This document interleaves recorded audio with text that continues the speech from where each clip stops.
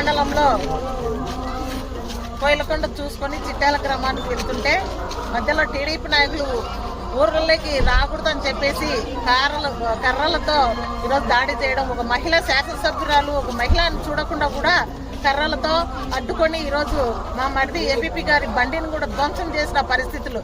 ఈరోజు కేఈ వాళ్ళ బంధువులంట కనీసం ఇప్పుడున్న ప్రజెంట్ ఎమ్మెల్యే శ్యాంబాబు గారికి సొంతము తమ్ముళ్ళు అన్నగారు అవుతారంట. కనీసం వాళ్ళతో జత కలిపి ఆ గ్రామస్తులు కూడా ఈరోజు ఆ విధంగా రౌడీజానికి పాల్పన్నారు. గత చరిత్రలో ఎక్కడా కూడా లేదు ఇటువంటి చరిత్ర. ఈరోజు మేము మా అధ్యక్షులు జగన్మోహన్ రెడ్డి గారి ఆదేశాల మేరకు ఈరోజు మేము కోటి సంతకాల సేకరణ రచ్చబండ కార్యక్రమానికి ఈరోజు వస్తుంటే రాకూడదని చెప్పేసి ఈ విధంగా చేయడం జరిగింది.